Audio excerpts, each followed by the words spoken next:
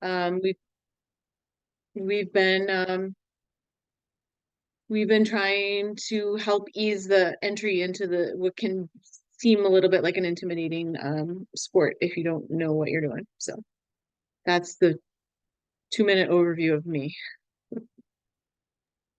Yeah, and I've started recording because Hunter asked that I record it, and I just remembered halfway through. So you're probably like, "What is that?"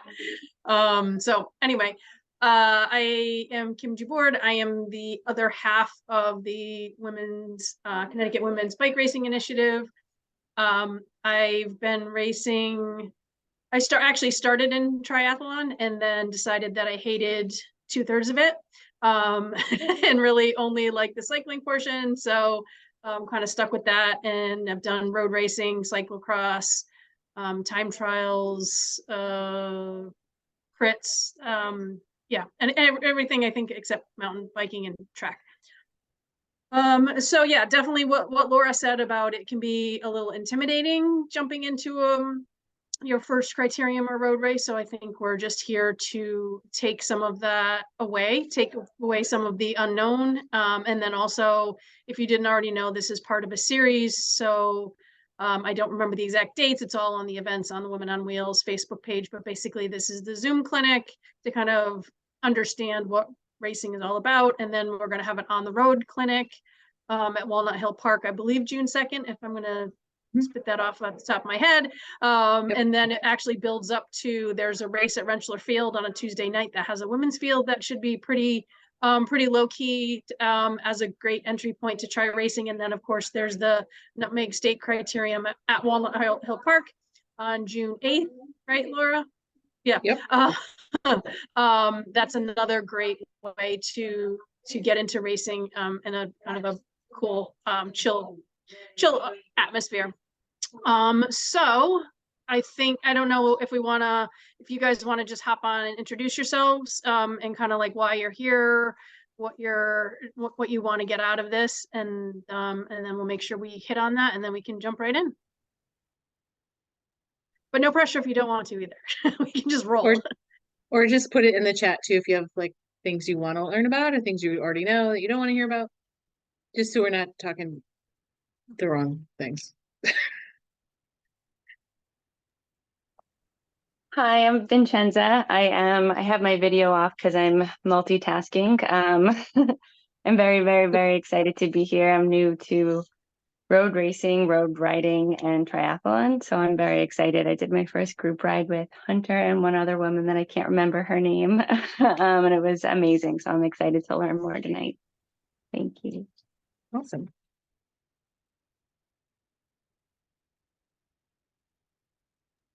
All right. So I'm going to attempt to share my screen again. Once I share my screen, I lose some functions of Zoom, but someone else can check the chat.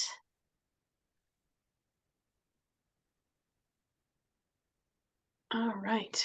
So we've done our intros.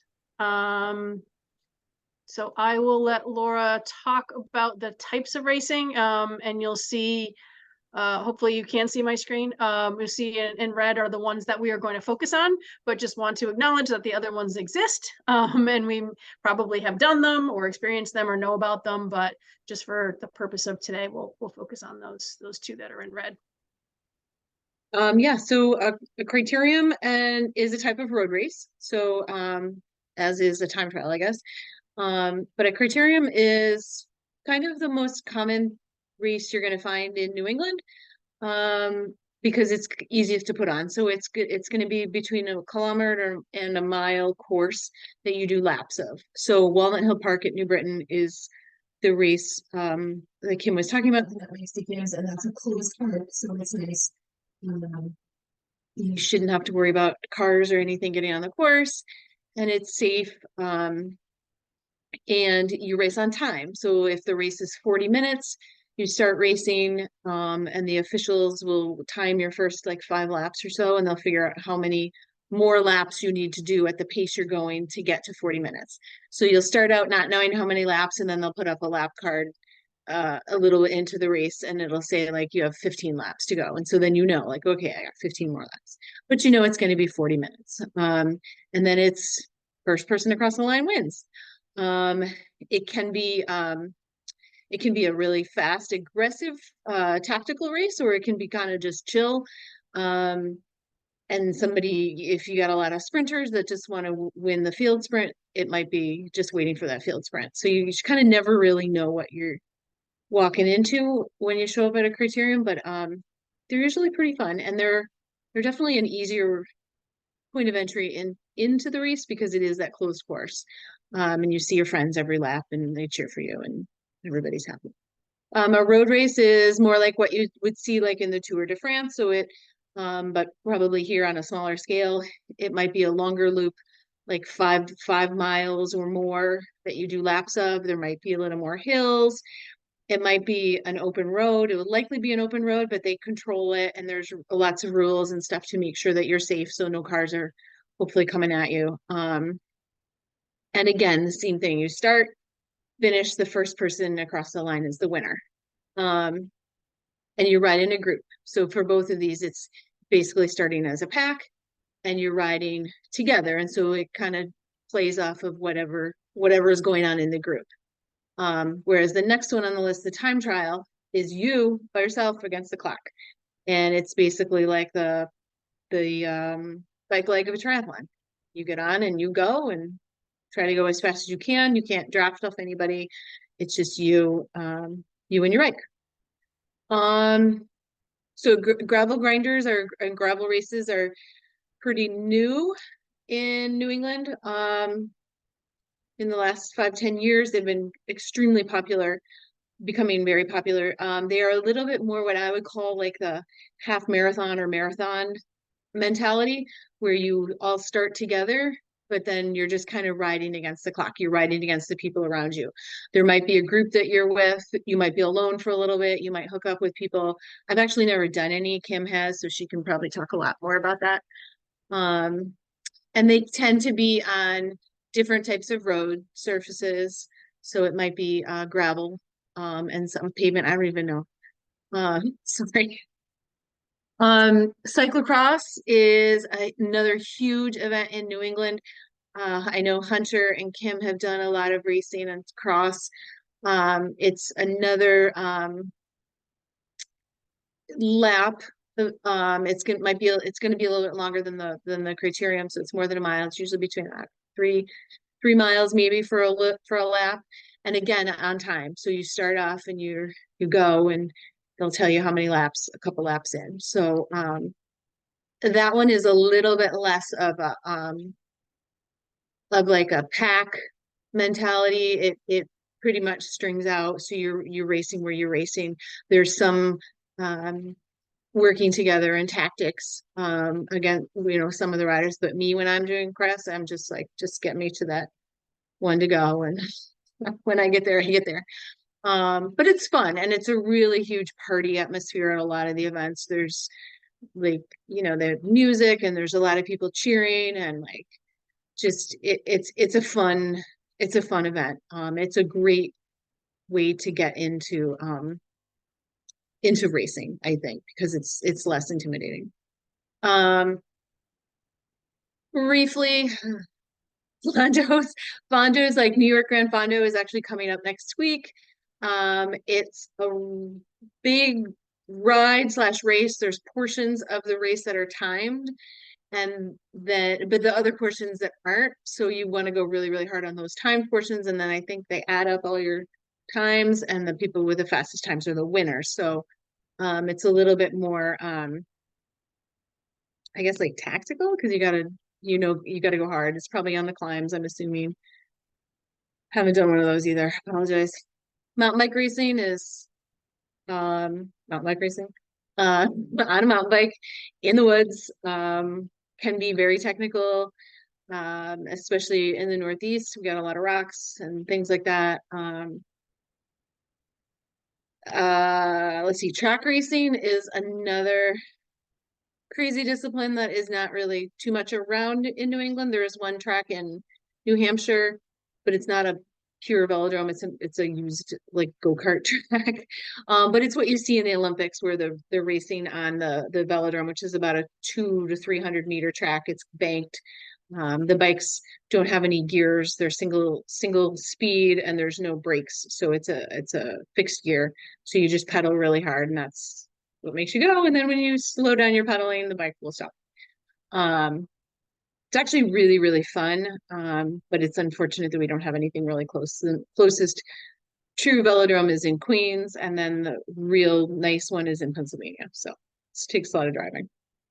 Stage racing is like your Tour de France race. Like, some of the ones around here are a lot shorter, maybe three to four stages. But they can be up to, a week or so, if you're really ambitious. And then hill climbs are just a time trial that goes up a hill. If you like to go uphill and you're good at it, that is the thing for you. Yeah, that is my worst nightmare.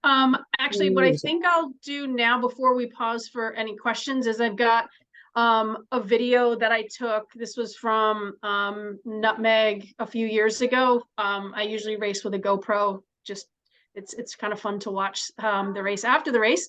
But it'll give you a sense of what a criterium is, what it looks like. And then also very specifically, it'll show you what Walnut Hill Park looks like, which is where a lot, or at least a good number of races are held here. Got it hopefully queued up.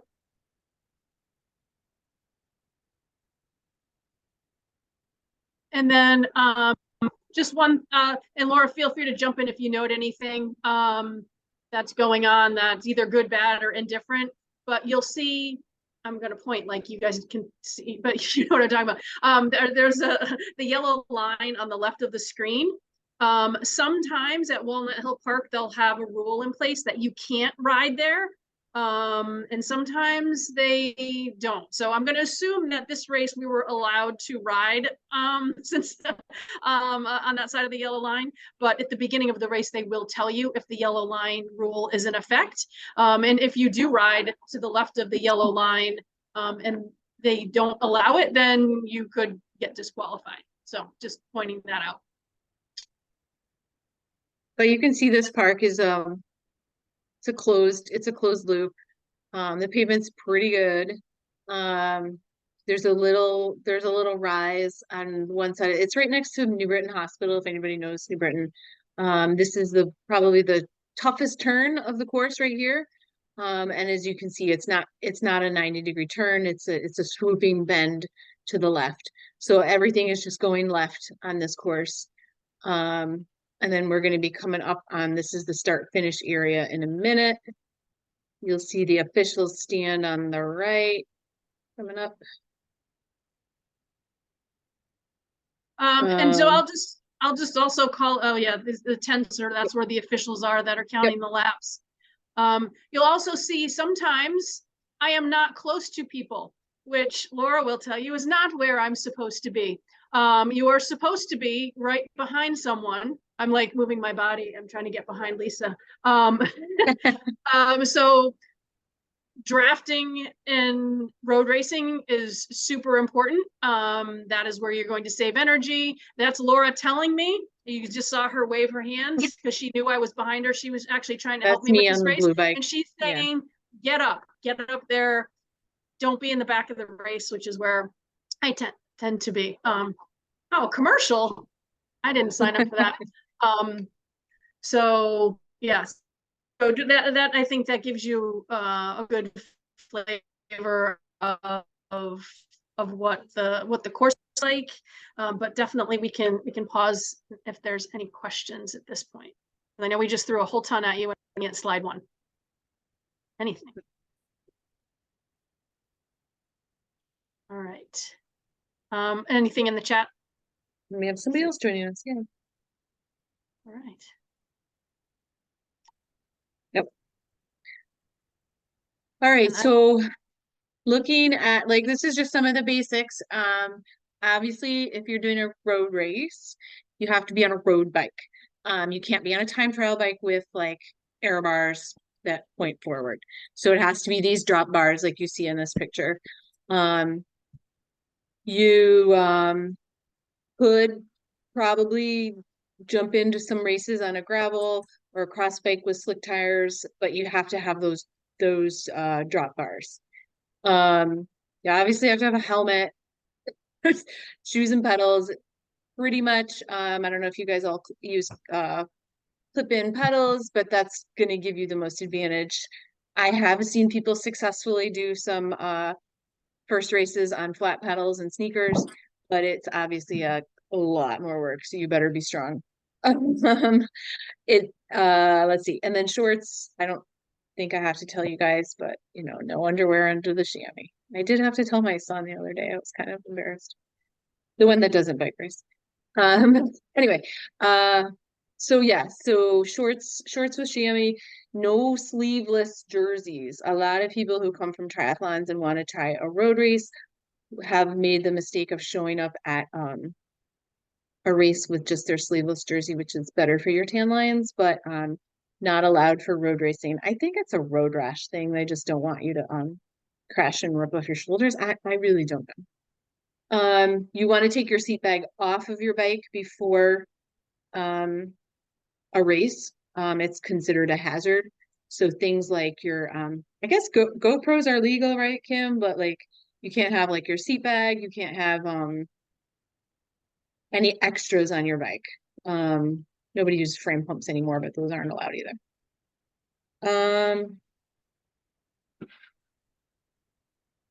Trying to think what else. Oh, there's Kim on crutches. Any questions about bikes or anything like equipment? I just zipped right through that, but just let me know. All right. So the biggest thing, Kim and I have done a lot of clinics for a lot of new women, and pretty much everyone's biggest fear is crashing. Crashing sucks. Crashing happens. It is usually not the worst thing that's going to happen to you in your day, or your year, I guess, maybe not day, but it doesn't happen all the time. It doesn't happen that often. The best thing that I can recommend before you try your first race is to get with somebody like me, Kim, Hunter, anybody who's around that has race experience, is just get with them on your bike, do some drills where you get close to each other. You practice riding really close to somebody, practice putting your hand on their back, their hand on your back. Practice bumping elbows a little bit so that you know how to handle your bike if that happens. It doesn't happen very often in racing, especially in beginner women's races. That clip that Kim just showed where everybody was pretty spread apart, that is pretty typical in a beginner race. Nobody's riding shoulder to shoulder. However, if you can practice some of those bumping drills, and we can do that in our practice clinic on June 2nd, it just makes such a difference. I've been coaching the CCAP kids for 9 years now, and the kids that have come through there doing bumping drills over and over and over are some of the far and away the best bike handlers and the safest kids I've ever seen turn into adult bike racers. So it just, it really, really helps. And we can talk about that later. Laura, I was just Yes. going to say this is probably a good place to mention just, I think, two of the most important things from my perspective for new racers is, so one of the things I mentioned with that video is that you want to be close to people, right? You need to draft, you need to get that energy saving benefit by staying in the pack. However, the caveat to that is that you need to protect your front wheel. And I learned this the hard way. You do not want your wheels to overlap, right? So you're drafting, you want your front wheel right behind the back wheel. If you get in a cross situation, if the person in front of you swerves to miss a pothole or a squirrel or whatever, and they bump your back wheel, you're likely going down. They'll probably be fine, right? Because their back wheel more stability. They're just in. If your front wheel gets bumped by someone's rear wheel, you're probably going down. So protect that front wheel. I had a coach tell me in the past, like, just act like there's a bubble around your front wheel, right? And protect that so that doesn't happen. And then the other thing I think is super important is be predictable and don't do squirrely things. Like, if you have to swerve to hit a pothole, maybe don't swerve to hit a pothole, or make sure that there's nobody in your way, or just go over the pothole. Like, just be very predictable and hold your line. You'll hear people use that term quite frequently. And it's basically like, if you're riding along like this, don't decide, oh, you know what, I want to be on the wheel over there. And I'm going to just kind of make quick erratic movements to get a better position. Obviously, getting a better position is part of bike racing, but you need to do it in a predictable, safe way. So I think those are probably two of the biggest safety kind of precautions that you can take to prevent, ending up on crutches. But it wasn't a crash that that got me in those crutches. Just as a disclaimer, I just needed to add that for dramatic. I think one of the best analogies I've heard, and this was from someone who's co-hosted our clinics, who was a professional racer, like, you get on the highway all the time. We all get on 84, 91, 95, whatever, all the time. And you don't have in your brain every single minute, oh my God, I'm going to crash, because you know how to drive your car, and you know who to look out for on the road. And if you see somebody doing something crazy, you just back up, you get out of their way. And it's the same with bike racing, really. If you start worrying about crashing all the time, then, it's a lot more, not likely to happen, but it's just going to take over the fun. It's going to take the fun away from it if that's all you're thinking about. So it's like, if you're driving down the highway, you're not thinking, oh my God, somebody's going to drive into me. Although the way people drive lately, you're safer on the bike. Anyway, the benefits of racing. Let's talk about the good stuff.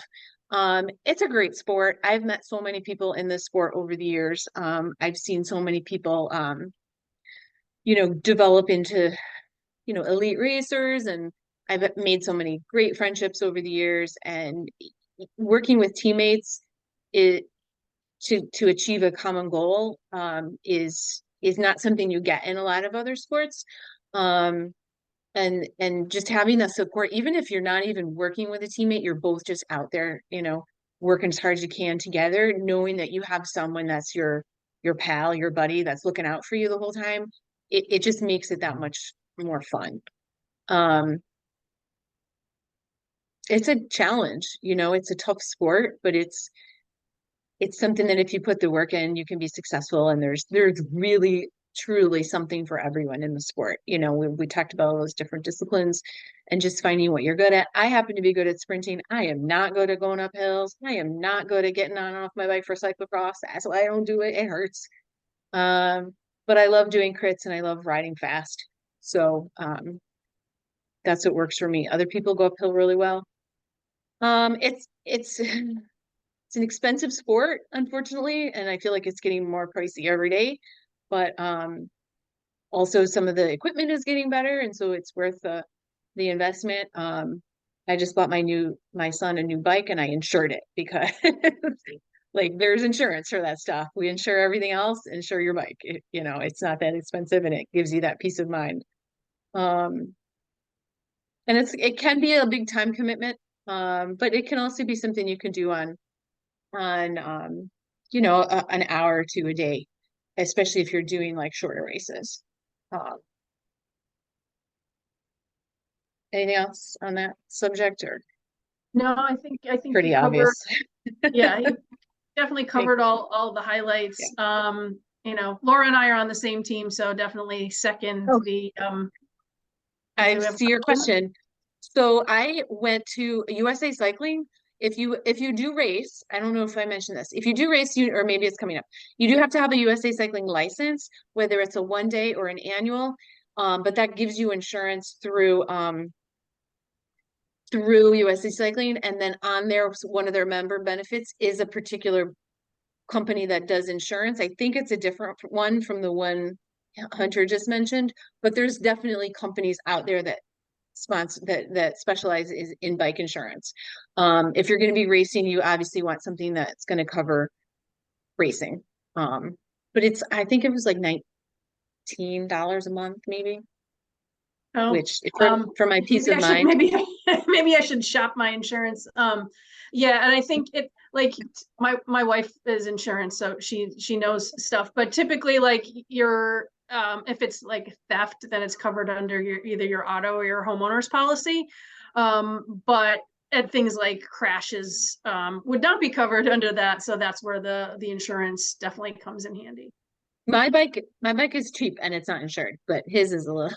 Right. Let's Yeah, be clear. I have one bike that's insured, so Okay, cool. all right. Let's see what we got next here. So I can kick off with some training basics. So you'll get two different perspectives on training because I think Laura and I are very different in our approaches. Where I am like a super big data nerd, where sometimes I think analyzing my numbers after the ride is just as fun as the ride sometimes.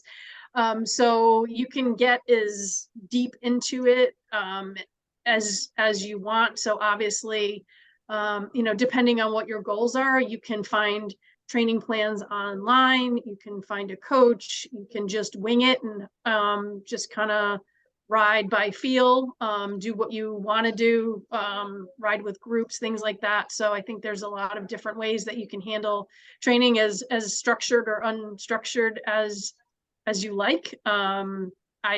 I've always been very structured. I think I'm shifting a little bit, so but definitely still have like power data and all of that. I think another thing that is really good, especially if you want to race, is doing group rides. If you aren't familiar with group rides, if you're typically riding solo, I would highly recommend doing group rides before you start racing, because that will give you like, it'll be one step closer to getting the feel of racing, just being with people, behind people, next to people, and kind of learning that dynamic and learning to draft really well, because that's definitely a great skill, and it will help you with, group riding will help you pretty much with all of the things on the list, right? It'll help you with bike handling. It'll help you get base miles and fitness. It's fun. I really like group rides. It'll also give you a variety and intensity. I have probably half a dozen different groups that I can ride with, depending on if I want a chill recovery ride, like Cretin's ride on Monday nights on the rail trail. And then, there's Tuesday night group ride that I haven't attempted yet this year, but that average like 21 miles an hour if I want to try to kick my own butt, and anything in between, right? So you can kind of get those different intensities by riding with different people and riding with people stronger than you stronger, especially if they're forgiving and accommodating and will wait for you. Like if you start to get dropped, that's definitely a great way to get stronger. Well, let Laura chime in with your thoughts. I mean, I just always tell people, like, if you're going on a group ride, just know what it's going to be. Have an understanding of, like, is this a fast ride where they don't wait for you, or is it going to regroup and people are going to always be looking out for you? I know Hunter's rides and the Women on Wheels rides are very well set out, ahead of time. But if you do any rides through any bike shops, just make sure like, what is this like, and am I going to be okay, and have a plan. And I think most of Yeah. I think most of the rides, like most of the bike shop rides, will specify too. So Yeah. if you're not familiar with the terminology for group rides, a no drop ride means that they will not drop you if you fall off the pack. They'll wait for you. They'll regroup. And so they won't kind of like leave you stranded. If it's a drop ride, it's kind of like a free for all. You're on your own. You may find some people that take pity on you, and will wait or help you make contact with the group again.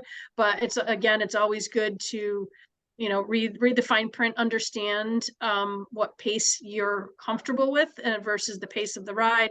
Most of the rides also will post the route, so that's always a great thing to have in case it is a drop ride, or even if it's a no drop ride that they don't adhere to, that you're not stranded, especially if it's an area that you're not super familiar with. So you can always ask if you're not sure about a particular group ride. You can always post something on the Women on Wheels page and say, hey, has anyone done the Pedal Power Tuesday Vernon B ride? and we can say, hey, oh yeah, it's 16 miles an hour or whatever. So we can, if we've done that, we can help out. In terms of like kind of like the next steps, if you want to, start racing, obviously there's coaches everywhere now. When I started racing, not a few people had coaches, and now I feel like I'm the only one without a coach. But it's personal preference. If you need someone to tell you what to do so that you get it done, then maybe hire a coach if you think you know what to do. Or if you just want to take a plan from the internet, because there's certainly those out there too. There's AI coaches. I think there's lots of stuff out there. So there's lots of options just to kind of give you some structure. You do not need to have a coach. You do not need to have a power meter. You don't even need a heart rate monitor. You can just ride on perceived exertion and you can do a lot of things. So don't let anyone tell you you need to buy all the stuff and you need to do all the tools. You can if you want. Absolutely. If you're like Kim and you like those numbers, have at it. I actually am getting a new bike without a power meter. So yeah, I think if you so talk to all of us, we all started super basic. And then as you get more into it, you get more stuff. But like most of us didn't start out with all the stuff. I think the most important thing that you can do if you want to start racing is to meet some people and find some cool people that you like and ride with them and race with them, because that's what makes it fun. I started in college and all my collegiate teammates, it was great, and then I moved on to some other teams where people weren't as close and friendly. So and that wasn't as fun. So I had to seek out new groups, but that's really what makes, for me, I mean, I think it just makes such a big difference. Yeah, Any for sure. questions? I don't know if we missed it on a slide or if I missed putting it on the slide, but we didn't really talk too much about categories. We don't need to dive too much into it. I actually have a link on the next slide so I can share this with anyone who wants it. But as a new racer, you'll automatically be what they call a Cat 5 / beginner. They keep changing the verbiage, but whatever it is right now, Cat 5, and then after novice, after 10 mass start races, you can get upgraded to category 4. From there, you basically need to get a certain number of points by placing in different races in order to get upgraded further from like 3 to 1. So 1 would be the best / fastest. So yeah, I don't really worry about that. I'm kind of a Cat 4 and and that will probably be where I stay. But then there's also, in addition to categories, there's also different races based on age. So typically that's masters. Depending on what the races are, masters definitions change. I've seen some where that's considered 30, but it seems like for the criteriums, it's usually like 40 plus or 50 plus. Sometimes they'll break out 40 plus and 50 plus separately. It's for the men, and I know this is a touchy, difficult subject for a lot of women, but there's definitely a lot of men masters racers. So sometimes they'll have even more categories. So it'll be broken down to like 45 plus, 55 plus, 65 plus. Whereas there aren't as many women racing, which is why we're here. So that maybe when you guys are 65 plus, you can fill out a master's field.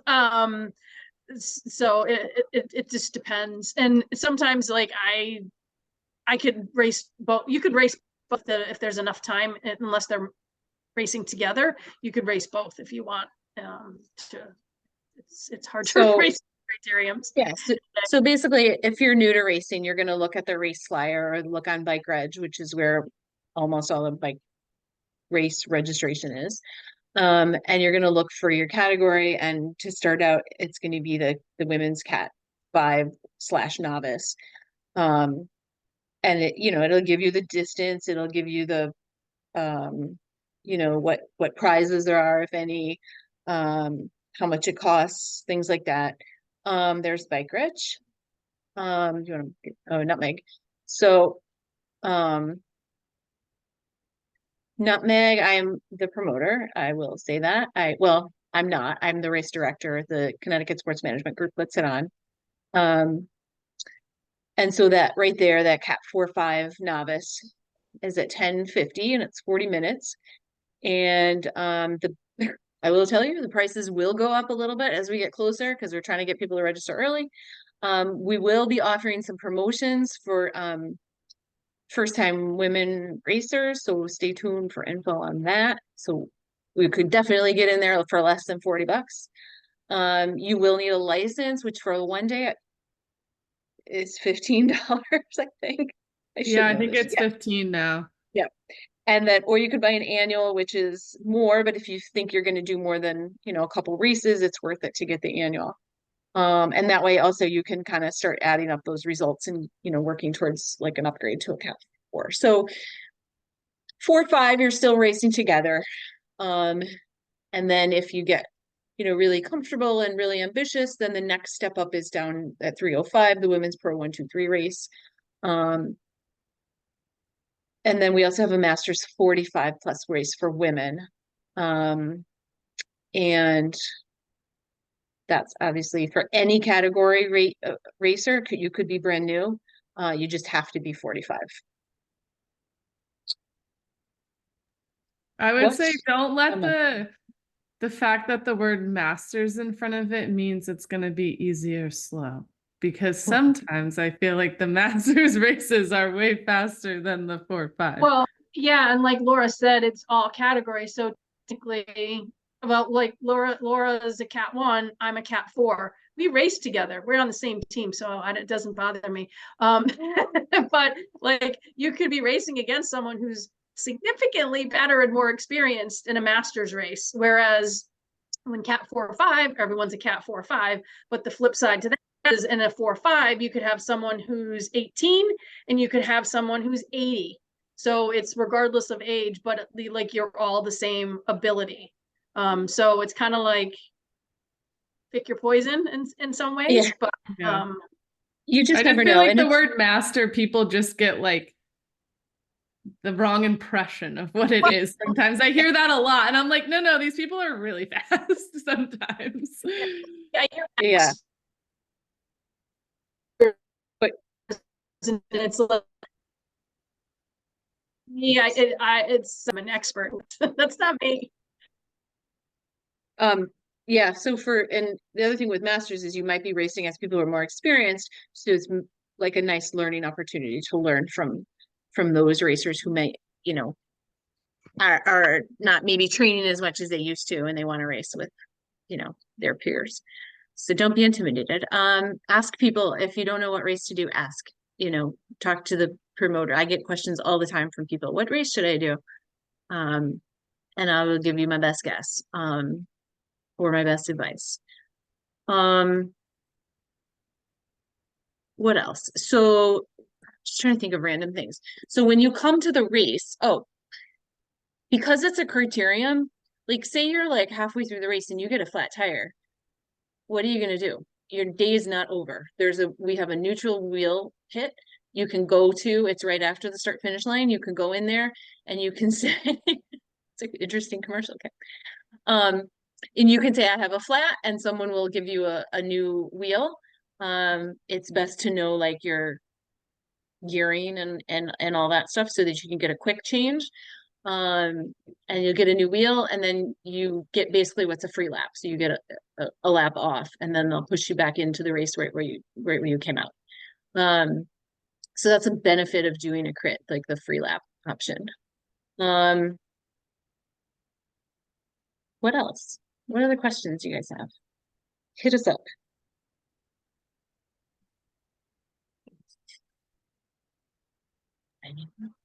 I'm gonna put a link in the chat to my YouTube because I've got tons of races. So if you wanted to look at more race footage, I think it sometimes I always liked seeing the course.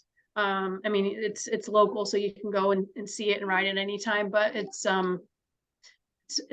could be fun to watch and give you a little bit more of a flavor of what to expect. If you guys come out on the 2nd to Walnut Hill, the course, just so you know, the park will be open, so there might be some cars, but we'll keep it really safe and we'll make sure everybody's getting a feel for what the course is like. We'll practice some of those like bumping drills. get you used to riding near people, and just answer any questions that you have. We're here. So please come to that. Please bring your friends. What else? I feel like I could talk about this all day, but I just want to answer questions that people have.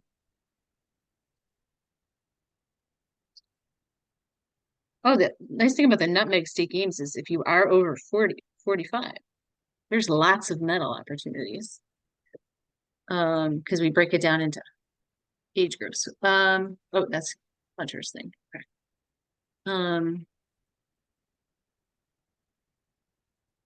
Trying to think. I think one thing we didn't talk about, maybe we did a little bit, and because I had the video queued up for like when the race had already started, but basically like just in terms of a race start, if you've done cyclocross or watched cyclocross, the race start is very different in a road race usually than cyclocross. So basically you're all positioned on the line. If there's multiple rows, like kind of on the grid, very similar to cyclocross. And then they'll kind of give you a countdown, and then they'll blow a whistle and you're off. I think my first race was a very subdued start. I was actually pretty surprised that we just kind of slowly rolled out, and then the speed kind of ramped up a little, and then some things started to happen. But it's definitely not like cyclocross. You're not sprinting off the line.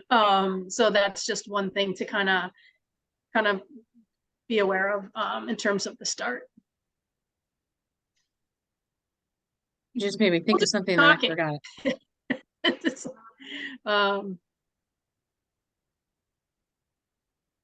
What was I going to say?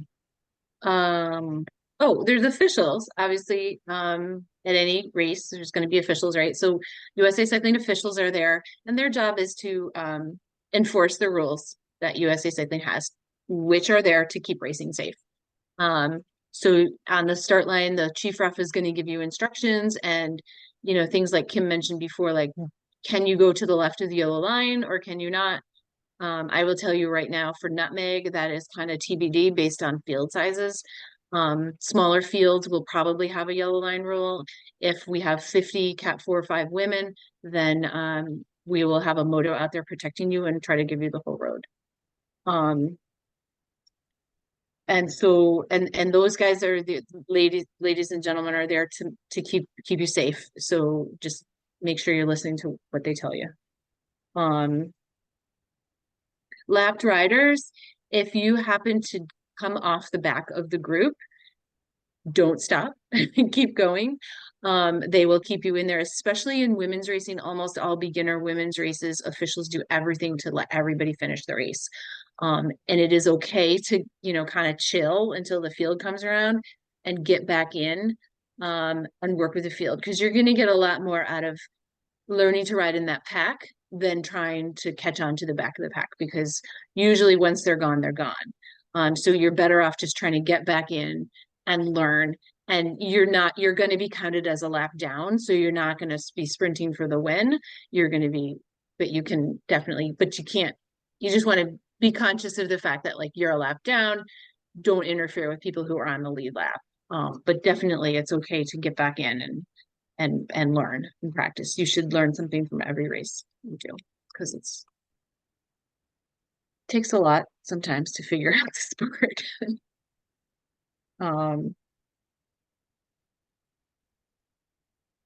We're okay. Go ahead. No, I go was ahead. just going to say, just getting back in is a skill in itself, because if you're not going fast enough, it's going to be hard to jump on the pack. So when you do see the field coming back around, you want to ramp up your speed so that you can jump back on, because if they're, going faster than it looks, like if they're doing 20 miles an hour and you're doing 16, it's going to be really hard to get back on. So you have to ramp up to almost that speed so that you can get on the back. So, and that just reminds me, I forgot we have the race at Rensselaer Field, which is on a Tuesday night, the first Tuesday in June, where we have a short women's only race for beginners only.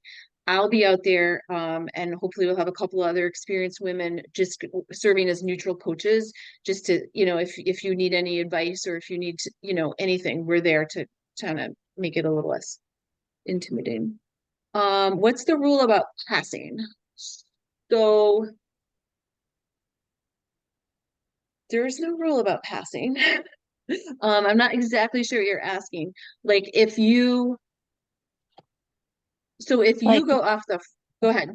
yeah, like if I'm in a race or if I'm just riding my bike normally, it's like on your left, like anything like that or in racing. So you're going to be in the group, and yes, if you're coming up and you think somebody doesn't know that you might be coming up on us on, a left or right, it's totally fine to say like, hey, I'm on your left, hey, I'm on your right. Just better safe than sorry, right? But you don't have to. You're not required to do that.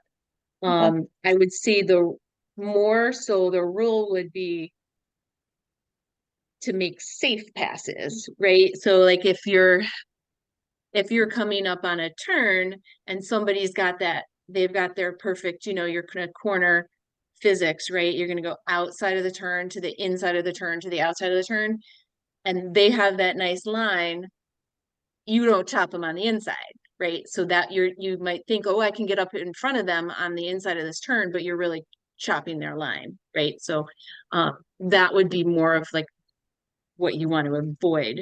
But you can pass people for sure. If you get off the front of the field and you lap the field, it happens.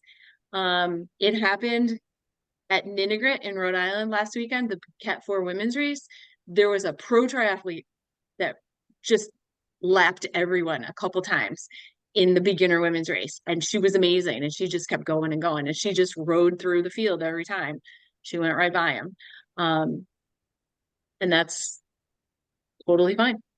Totally cool if you're that strong. I'm not. I just put the link for that Tuesday night race in the chat, and then I'm also going to put Nutmeg in there. And that's both of those, like, because they're beginner races, like I feel like it's so expensive. When I started racing races for $10, so I'm still back in the 90s. But so again, we're gonna try to do, if you really want to try it, but you're like, oh my God, $35 or whatever it is, we're gonna probably do some promotions or reimbursements or whatever. So don't let that stop you. We want people to try it out, get hooked. Yeah, and I think that Tuesday night one is shorter, right? I'm gonna go back to I think it's like 20 minutes or something. 30 maybe.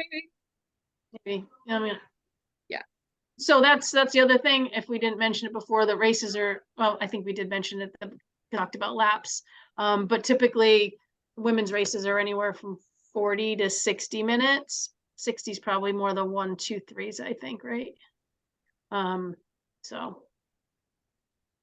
And the other thing, so if you don't know about like the junior racing in Connecticut, we've been really lucky to have a lot of junior racing programs and have some kids that are, like I said earlier, coming up with great bike handling skills. So if you're doing a race and there's junior girls in there, don't be afraid of them. It used to be like the stigma against like juniors, like, oh, juniors are dangerous. Juniors are some of the safer races out there. So, so it's okay to follow their wheel. They're gonna be pretty good. I have no problem drafting off a 10-year-old. Oh. Unless they're this big. Yeah, get really low. So, anything else? You guys come up with any questions later, please feel free to reach out to us. Amy, do you have any questions? Oh, hi. I'm sorry I joined late. I was on a bike ride, so I have a good excuse. Good reason. Yeah. Yeah, so I'm just taking it all in. I'm sure I'll have questions later, but yeah, if I do, I'll reach out for sure. And I'll have look at all the links and everything else. But yeah. I'm a Yeah, we little just- intimidated, but this Don't is be. something I've been wanting to do for a long time, and it's just, I just got to do it, you know? So, oh, sorry. Yeah, yeah. we all did our first race once, and it's, you know, it Yeah. can be scary, you know, even like as long as I've been racing, sometimes I'll go do a race at another level or a different type of race, and I feel like a beginner again. I'm like, oh my God, I'm such an idiot, you know, but it's okay. It's the excitement and, Yeah. you know, just getting through that. And that's why I said, like, having a good support group around you, just reach out to people. If you see me or Kim, I mean, we ride for the e-race team, and so we have like the light blue kits on. Like, I think we're all pretty friendly. It's not a lot of us, Yeah. but you know, we're we're out there, and most women are pretty excited to help new women. And if you, I just kind of say this, if you hear somebody yelling in a race, it's because they're nervous about something. So just, you know, kind of keep your distance from them, and then come back later and be like, hey, what should I do differently? Did I do something wrong? But don't, Right. you know, get into it in the race, you know. Right. Women especially tend to kind of yell when they're nervous. Guys will just kind of push you, but women will just yell a little bit. But they're nervous. That's all it is. So Right. but it's good. Yeah. Is there a lot of glad women on the call? I can't see how many are on the call. Is there a lot? There's 6 of us total, so no, not a Okay, lot, but Okay. share the news, share the word to Yeah. your friends. I will. I told them my bike rider, I was telling them, Mom, I gotta go to get the Zoom call. And they're like, oh, you want to do bike racing? Oh, that sounds cool. And I'm like, yeah, I mean, that's basically, we ride with a group. It's not the same, but at least, like you say, you get that feel, you know, going back and forth and drafting and the whole things. And it's just such a cool feeling when that happens. So I'm hoping I'll like it, which I'm sure I will. Yeah. And I can't say enough great things about everything Hunter's done for this group, and like all the rides. Like, I don't know where you get your energy, girl, but I'm amazed, and we're lucky You to have have so you. much going on all the time. I live in Southbury. I just wish I was closer. Cause yeah, I I'm a know, little, that's the hard part. The day job gets in the way, you know? yeah, we talk, everybody knows who you are, Hunter, and everyone's saying, oh, you're doing such great things, but we just want to live closer. Yeah, yeah. Well, keep your There's- group riding down there, and then we can meet at races and such. Yeah, exactly. That would be awesome. There's a lot of great ladies in the Southbury area too that have either raced a lot in the past and are still riding. Is Amity down there? Is that? It's No, close. yeah. Yeah, it's more towards like New Haven. Okay. We're more towards like between Waterbury and Danbury, but it's, you know, Yeah. it's fairly And close. I know there was some shakeup lately at Class Cycles. I don't know if they're still doing group rides, but I know Yeah. we've done a presentation out there several years ago, and there's some really great ladies. I'm not Yeah. thinking of their names off the top of my head, but Katrina Nees Yes. is Yes. out there, and she's awesome. I've She's a actually lived phenomenal with her. resource. She lives in Woodbury, right? Yep. Yep. Ovens of Very France. nice. Yep. Very nice. Yeah. Yeah. So anyway, it will be great to, you know, get you guys way and meet you guys, you know, for some Definitely. things. So, but definitely planning on June 2nd. So Awesome. Great. this was great. Thank you, Thank you guys. guys. Thank Appreciate you. it. Hope to see you all out there. All right. Very good. Thank you. Bye, thank you. everyone. Thank you.